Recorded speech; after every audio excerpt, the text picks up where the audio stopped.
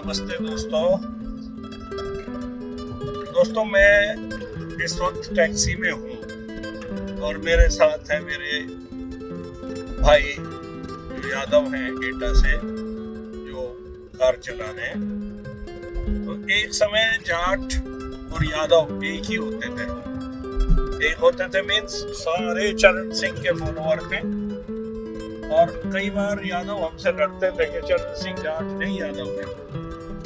बाद में राजनीति में चौधरी चरण सिंह के बाद उनके पुत्र अजीत सिंह और तब तक मुलायम सिंह दोनों में मुख्यमंत्री पद का झगड़ा हुआ 89 में, और उसके बाद दोनों अलग अलग रास्ते पर चल पड़े। ये कहानी मैं क्यों कह रहा हूँ कि राजनीति ऐसी चीज है जो राजनीति नई फिल्मों को भी बर्बाद कर रही है।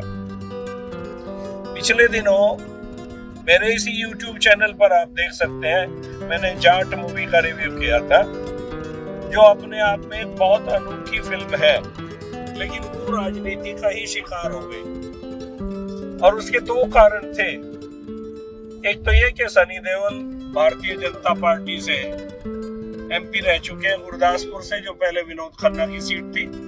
हालांकि इस बार वो चुनाव नहीं लड़े, लेकिन एक ठप्पा लगा उन पर भी और धर्मेंद्र पर भी। हेमा मालिनी बीजेपी से सांसद हैं, उनके रिलेशन चाहे धर्मेंद्र से बेहतर है, लेकिन सनी और बॉबी और उस परिवार से तो नहीं है।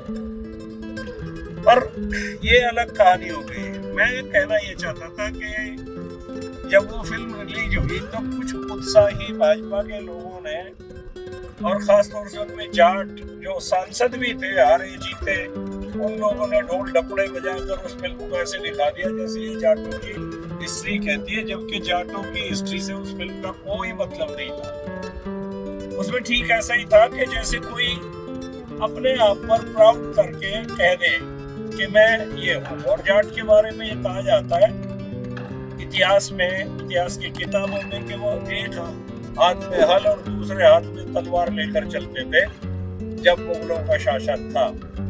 और शासन में किसी जातिवादी नहीं हूँ, ना मैं जात पात में बहुत गहरा विश्वास करूंगा, लेकिन जिस जाति में हम पैदा हुए उसके विषय में भी मैं बता दूं कि जाट रियासत अकेली ऐसी जाट रियासत है जो शूरवीरों ने, किसानों ने अपने दम पर एकत्रित होकर, एकजुट होकर, जो जाट का कैरेक्टर है, और पंचायतों के माध्यम से मुगलों का उस समय अत्याचार जो बढ़ा हुआ था, खासतौर से औरंगजेब के शासन काल में, उन्होंने ये सारा जाट व्यवस्था, जाट शासन की व्यवस्था की, जो भरतपुर रियासत है।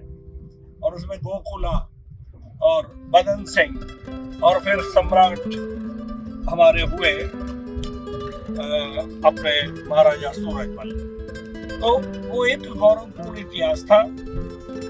फिल्म जाट का उस इतिहास से कोई मतलब नहीं है, न जवाहर सिंह से, न महेंद्र प्रताप से, न चरण सिंह से, न छोटू राम से, वीरेंद्र वर्मा से, देवीलाल से, बंसीलाल से, कुमाराम आर्य से, परशुराम मदेन्द्र से, किसी से कोई मतलब नहीं है।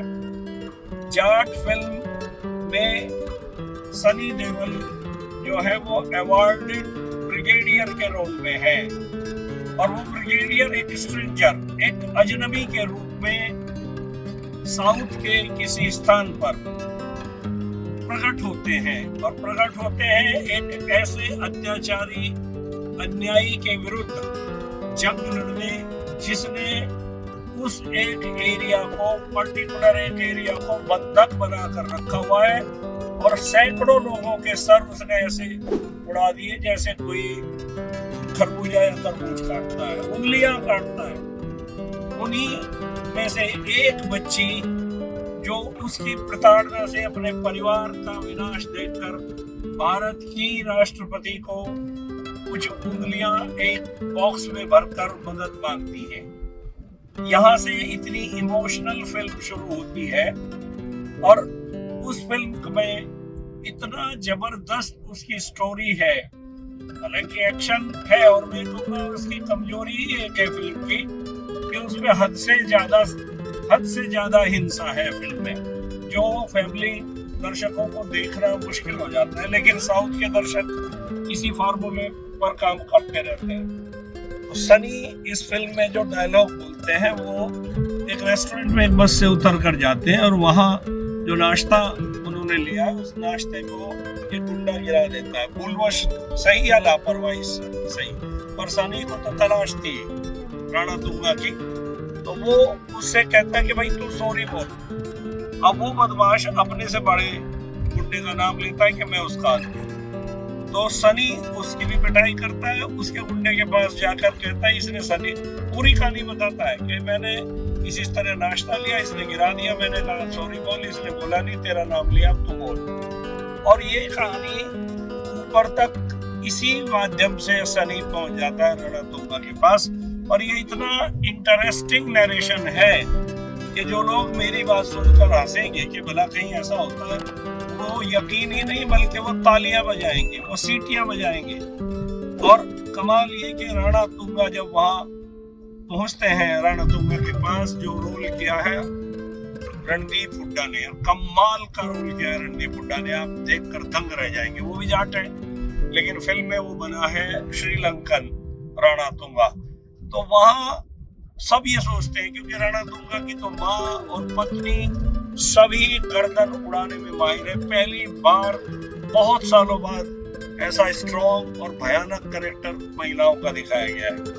तो वो उस पर जो है राणा तुंगा पर जब कहता है कि तू हम सॉरी बोल इन सब के लिए, तो राणा तुंगा कहता है सॉरी, और आश्चर्यचकित होकर यहाँ इंटरवल में दर्शक खड़ा होता है कि ये क्या हुआ। लेकिन असली खेल इस इंटरवल के बाद शुरू होता है। जो फिल्म वहां से शुरू होती है वो आपको हिलाकर रख देगी, क्योंकि उसमें पुलिस, भारत की पुलिस के इंस्पेक्टर, जो महिला इंस्पेक्टर है वो भारतीय पुलिस, उसमें गलत भी सही भी, राजनेता सही भी गलत भी, और सनी का जबरदस्त अभिनय, जबरदस्त एक्शन जो देखते हुए बनता है। लेकिन मित्रों, ये गलतफहमी इस फिल्म के बारे में जब वो थिएटर में आई फैली, और लोगों ने, खासतौर से भाजपा के समर्थकों ने भी, कि ये तो जाट की पिक्चर है, क्योंकि एक दोष इस हिंदू समाज का भी है जो मैं आज बता रहा हूँ। जब दंगे हुए मुजफ्फरनगर में, उस समय जो सरकार थी उत्तर प्रदेश की, वो आज विपक्ष में है, उन्होंने एक स्ट्रेटेजी बनाई और मैं उस स्ट्रेटेजी को बहुत नजदीक से भुगता देखा है, क्योंकि हम लोग उन राजनेताओं के साथ उस समय बहुत क्लोजली जुड़े हुए थे जो चुनाव लड़ रहे थे पश्चिम से। उनमें से कई ने टिकट वापस किए। तो वहां समाजवादी पार्टी के, मैं स्पष्ट कहूंगा, लोगों ने कहा इस दंगे को जातीय दंगा कर देते हैं कि तो जाट और मुसलमान का दंगा है, ये सांप्रदायिक दंगा नहीं है। तो फिर ये जो भाजपा समर्थक थे उन्होंने कहा अरे जाट और मुसलमान लड़ गए तो अपना क्या बिगड़ रहा है, सांप और जाट एक कमरे में बंद कर दिए, एक तो मरेगा। अब इतनी घिनौनी राजनीति की ये फिल्म शिकार हो रही है आज की डेट में, क्योंकि जो भाजपा के समर्थक हैं दूसरी जातियों के, वो भी उसी मानसिकता से ग्रस्त हैं कि ये तो जाटों का कुछ गौरव वौरव कहता होगा सनी, इसलिए वो इसको इसलिए नहीं देखते। और जो मुस्लिम भाई हैं उनको लगता है तो सनी वही है भाई जो भाजपा से आया था, तो वो और जाट। तो मैं कहता हूँ जबकि ये इस फिल्म को हर देशभक्त को देखना चाहिए। नेटफ्लिक्स पर ये फिल्म आ गई है, मैंने इसका रिव्यू जब ये थिएटर में आई तब भी डाला था, लेकिन नेटफ्लिक्स पर आने के बाद भी वही कहानी शुरू हो गई है जो थिएटर में थी। और सनी देओल से भयभीत फिल्म इंडस्ट्री के कुछ दिग्गज इस फिल्म को नेटफ्लिक्स पर भी चाहते हैं ये ज्यादा न चले, क्योंकि सनी ने वहां का मार्केट हिला दिया है।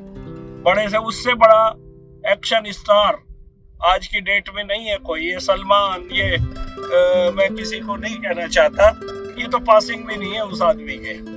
वो आज 68 साल की उम्र में जिस तरह का एक्शन करता है, जब वो जमीन पर पैर रखता था ऐसा लगता है कि हाँ ऐसा होना चाहिए एक्शन स्टार।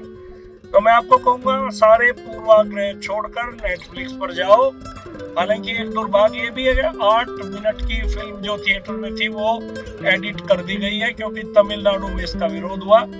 और दुर्भाग्य है कि इसका बनाने वाला जो आंध्र प्रदेश का डायरेक्टर है कमाल का, उस बेचारे ने इसको आंध्र में रिलीज ही नहीं किया। तो इन सारे षड्यंत्रों का ये फिल्म जो है वो शिकार हुई है।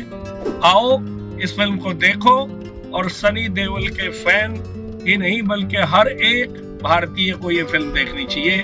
Jat, we are proud as Jaat. और ये उसका केवल इतना ही है कि वो अपने आप को जाट कहकर गौरवान्वित महसूस करता है। वो भारतीय सेना का सच्चा सिपाही है, ना वो जातिवादी है, ना वो सांप्रदायिकतावादी है। धन्यवाद।